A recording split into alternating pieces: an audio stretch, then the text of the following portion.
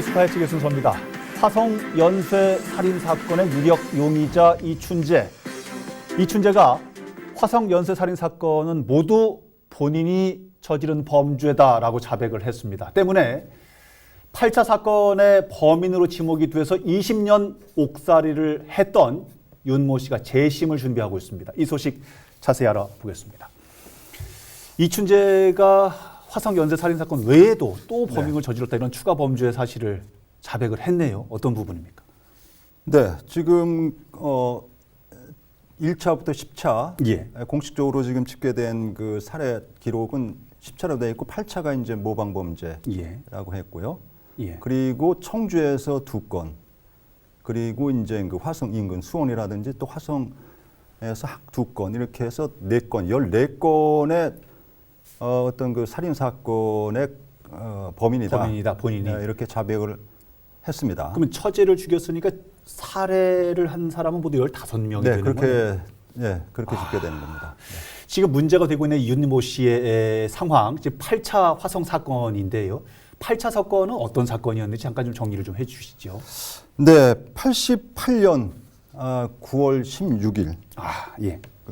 자꾸 지명을 말씀드려서 죄송합니다만 화성 그 한 가정집에서 그 당시 13살 예. 그 A 양이 그 목이 졸려 숨진 채 발견됐다.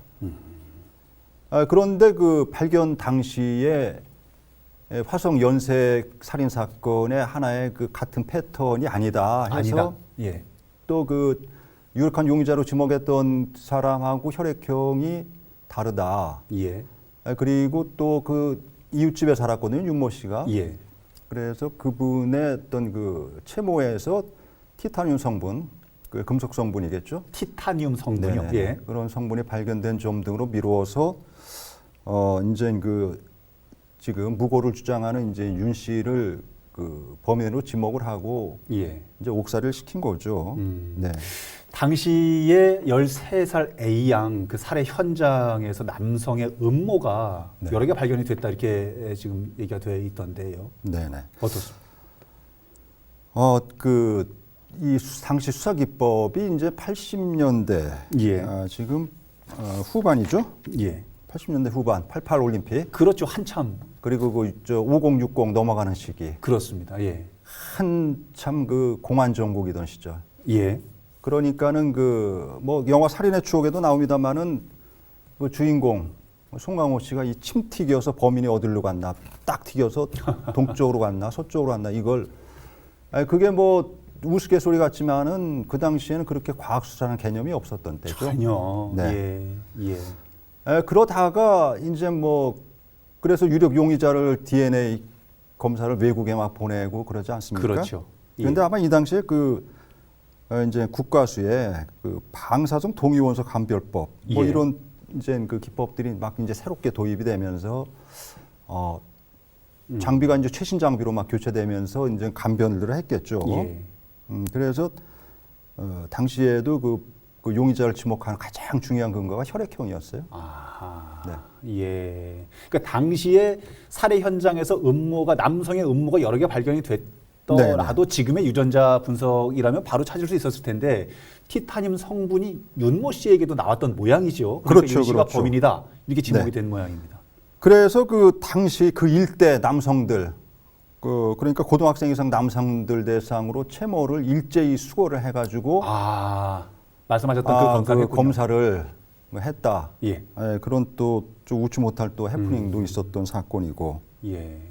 여기 우리 작가가 잘 써줬네요. 당시 경찰들이 범인을 잡는다고 동네 남자들의 음모를 다 뽑아갔다. 이야, 세상에. 이 정도로 당시의 그 수사라는 거는 그 살인의 추억에도 나오지 않습니까? 덧신 신고 그 마동석 씨 주인공의 그 범죄 도시인가요? 예. 거기 보면은 그 진실의 방, 예. 진실의 방으로 모셔가서 거기서 있다가 나오면은 쓰게 된다. 용의자를 데리고 가서. 그렇죠. 예. 덧신을 씻는 그런 그 살인의 추억에 나옵니다만 그런 예. 좀 강압적인 수사가 당시에는 뭐 좀 있었다. 지금 그러면 보시는 당시에 거죠. 그 여러 용의 선상에 올랐던 인물들이 있었을 텐데 당시에 이춘재도 용의 선상에 올랐던 인물 가운데 하나였지 않습니까? 빠져나갈 수 있었던 이유가 지금 말씀하셨던 이런 네. 부실 수사 때문이었을까요? 결정적으로 뭐 혈액형이 유력 그 용의자 혈액형과는 달랐고 O형이었다. 예. 예. 이춘재는요. 그리고 그 거주지가 지금 그 당시 그 13살 A양 그 숨진 예. 모범범죄라고 우리가 이제 예, 예. 그 알려진 그 8차 사건의 집 근처였어요. 윤 씨나 이춘재 집이. 이춘재 씨나 예. 집이. 예. 그러니까 당연히 다 이제 그 열일 그 고등학생 이상 그 동네 사람들 다그 용의선상에 최목 가지고 그 뽑아갔는데 뭐 예. 그 살인 사건이 일어난 그 근방 사람들 당연히 의심을 받고 이춘재도 그래서 그 수사선당에 올라갔고 이제 조사를 많이 받았어요. 그런데 그 당시 범행 현장 음모와 좀 채모와 뭐 다르다 생김새가 좀 다르다. 그리고 뭐 결정적으로 좀 혈액형도 있었고, 달랐고. 예, 혈액형도 달랐고. 예. 그러니까는 그 유력 용의자 혈액형 B형인데 이춘재는 O형이다. 예. 그 점이 아마 강력하게 각인이 된 것 같아요. 당시 그러니까 빠져나갈 수 있었던 사건에서는. 결정적인 상황이 혈액형 때문이었다.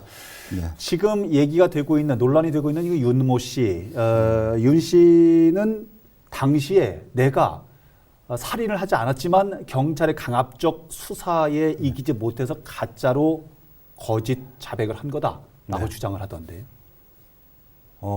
이게 지금 이춘재가 8차도 자기가 했다고 이제 그 예. 자백을 하니까는 이제 적극적으로 이런 얘기들을 하고 있는 거죠. 예.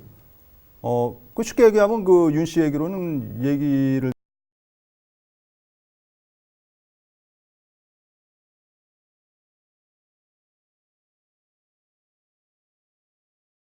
그 뭐 열차에 치여서 죽게 되는 그런 그러니까 이분도 굉장히 좀 불우했던 시절이 있었으니까 그때 22살이었나요? 그때 경찰이 잡아갈 때 20대 예. 그러니까는 이제 채모의 티타늄 성분 그 윤 씨가 아마 그 용접 일을 했나 봐요. 농기계 수리공이었다고 그러니까요. 하더군요. 예. 그것도 현장에 있었지.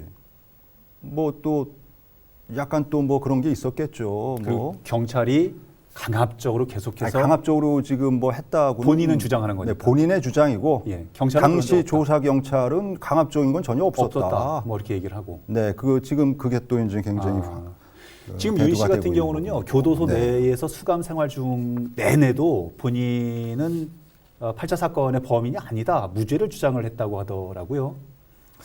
그 중앙일보가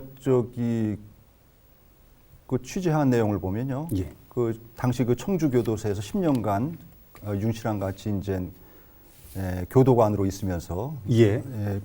그 일했던 지금도 아마 현직인 것 같은데 거기 청주에는 없고 예. 그 윤 씨랑 상당히 좀 각별하게 지냈나 봐요. 그런데 그 교도관 증언들은 계속적으로 그 무죄를 억울하다는 점을 호소를 했고 일관되게 했다고 그리고 하더라고요. 동료 네.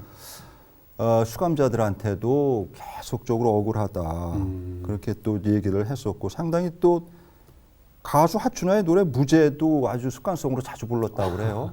얼마나 억울하면. 네, 뭐 그렇게 지금 얘기를 하고 있고 뭐 결과론적으로 얘기라고 하기에는 좀 어떨지 모르겠습니다만 지금 이제 상황이 남아 있으니까. 그렇죠. 이제 이춘재가 자백을 했기 때문에 이제 거기에 우리가 좀 선입견을 갖고 꽤 맞추는 식으로 지금 얘기들을 하고 있는 부분은 없지 않아 있잖아요. 그죠? 예. 네, 어쨌든 뭐 우리 지금 윤 씨도 지금 거주지가 뭐 청주 쪽인 것 같은데 예. 어쨌든 굉장히 좀 억울하다. 그렇다고 이 교도관의 말을 들어보면 그렇다고 어떤 단정적으로 진범이 나타나지 않은 상태에서 재심을 청구한다는 거는 사실상 우리나라 그 형사범 재범이라는 게 어마무시하게 까다롭다. 예. 더군다나 돈도 없고 백도 없는 그 사람이 입장에서 보면 이 당시만 해도 뭐 유전무죄 그 무전유죄 아니었습니까? 상황을 약간 좀 돌려서 보면요. 네. 8차 사건 당시에 담당 형사 입장에서 얘기를 하면 이분은 이춘재가 거짓을 고하는 것이다 라고 말을 또 하더라고요.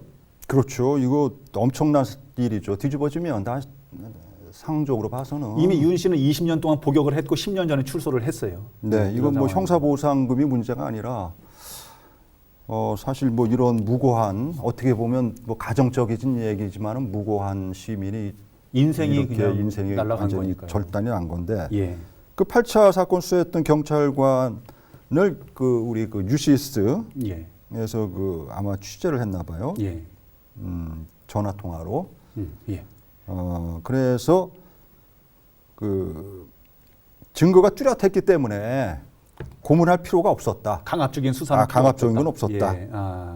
특정인이 범인이라는 심증을 했는데 이를 입증할 만한 증거가 없을 때 하는 게 고문이지.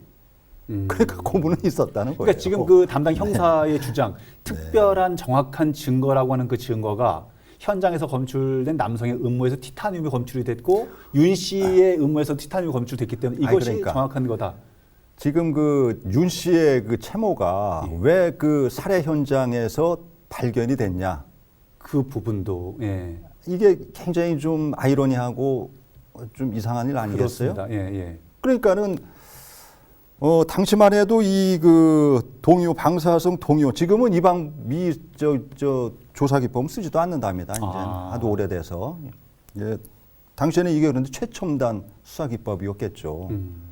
그러니까 얼마나 우리 그 형사들이 확신을 가졌겠어요. 야 최첨단 기법으로 당시에 확인했더니 예? 티타늄 성분이 나왔단다. 네. 이러면서 그런데 이 확실한 티타늄 증거다. 성분이 나왔다는 거지 그 당시에는 유전자 검식을 할 수 없었잖아요. 못하니까요. 그러니까는 예. 확정적으로는 안 해도 이건 뭐 거의 한 7, 80%는 거의니까는 나머지 20%는 또 자백을 했고 예. 뭐가 더 필요합니까? 기소하는데. 마지막으로 좀 짧게 여쭙겠습니다. 지금 윤 씨 입장에서는 재심을 준비 중인 거지요. 지금 그렇습니다. 밝혀진 상황은 어떻게 하고 있나요? 아마 그 당시 그 같이 인연을 쌓았던 교도관께서 많이 좀 그 재심에 도움을 주고 있는 것 같아요. 그렇군요. 지금 우리나라에서 형사범 재심 청구가 극히 이례적으로 지금 이루어지는 게 몇 건이 있습니다. 예, 그렇군요. 지금 이루어지고 있는데 지금 일단은 그 재심 청구라는 거는 우리 형사범에서 7가지 경우에 해당이 돼요. 예. 그 명확한 어떤 진범 뭐 아니면 명확한 증거가 나왔다. 뭐 이런 7가지 정황 그 조건이 맞아야 되는데 예. 지금 이제 이춘재 자백. 일단 은 이춘재 자백이에요. 그렇죠. 그럼 자백 이후에 뭐가 있어야 되냐? 결정적 증거가 다시 확보가 돼야 된다. 그렇죠. 그래서 재심 청구를 하려면은 그런 어떤 그 아까 말씀드린 채모, 윤 씨의 채모에 대한 분석을 다시 할 수 있는 것인가? 이건 뭐 정확히 뭐 정황상으로만 이춘재 자백으로만 100% 신뢰하고 할 수는 없다. 예. 그렇기 때문에 상황이군요. 일단은 준비를 지금 하고 있는 것 같습니다. 알겠습니다. 상황이 더 좀 지나가 봐야지 알겠습니다. 정확한 상황을 좀 더 지켜봐야지 알겠습니다만은 지금 이춘재 말대로 모두 본인이 저지른 범죄다라면 8차 사건의 범인으로 지목됐던 윤 씨는 굉장히 억울한 상황일 겁니다. 여하튼 하루빨리 진실이 좀 밝혀지기를 바래 봅니다. 오늘 함께 말씀 나눠주신 홍순목 시사평론가였습니다. 오늘 말씀 감사합니다. 고맙습니다.